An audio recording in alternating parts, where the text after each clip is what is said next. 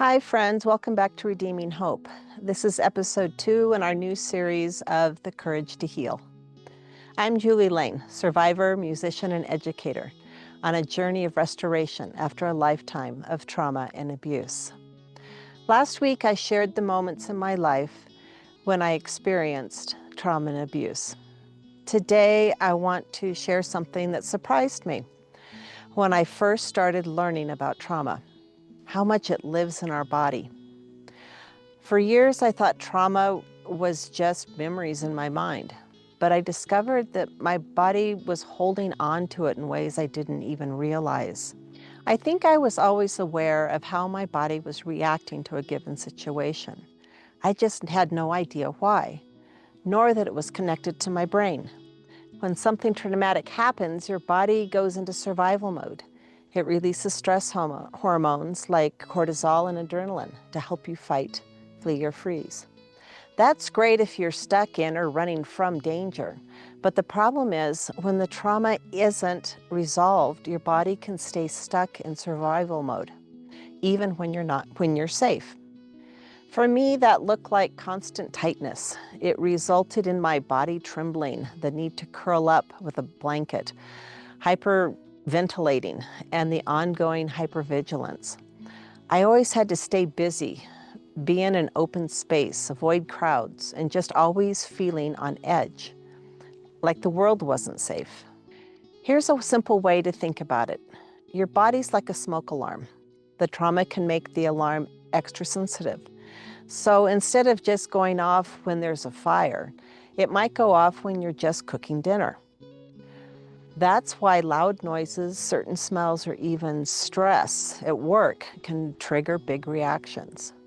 They remind the body of danger, even if your mind knows you're safe. The good news is our bodies can always learn to feel safe again.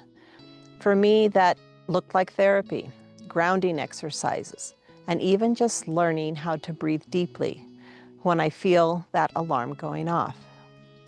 One of my favorite tools is from my DBT work, or also called dialectic behavior therapy, based on Marsha Linehan's work. My therapist has guided me through this work. When I start to feel like freeze or flight, which are my two responses, I check the facts. I focus as best as I can to my cognitive self and start asking myself, am I safe? Are the people around me safe? Is this a safe place? Is anyone threatening me? Is anyone bullying me? And even when all the answers are positive and I can say to myself, there is no reason to be alarmed, my body still wants to fight it. So I do some deep breathing and refocus on whatever I was doing prior to that alarm triggering in my head. Over time, these small practices have retrained my body to calm down. So I'm not always living in freeze or flight. I am by no means perfect. It takes work, but each time I seem to be able to resolve myself a little bit quicker. So if you're wondering why body reacts the way it does, you're not broken. You're responding to what you've lived through. And healing doesn't happen overnight, but every breath, every grounding moment is a step toward safety. This is what Redeeming Hope is all about. Learning, unlearning, and reclaiming our wholeness together. If this content encouraged you, I'd love for you to subscribe and share it with someone who may need a little hope today. You can also connect with me through my healing diary and on social media for reflections, resources, and community.